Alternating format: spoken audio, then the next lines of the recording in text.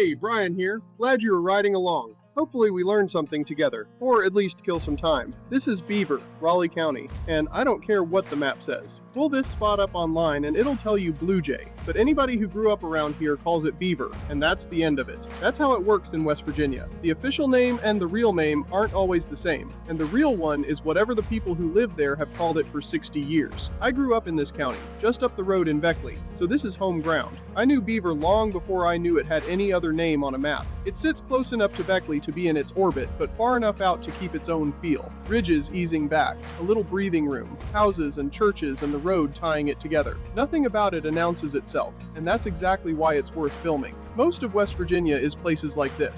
Not the postcard, just the home. That's Beaver, bud, whatever the map wants to call it. Thank you for riding with me. We are in this together. Keep going.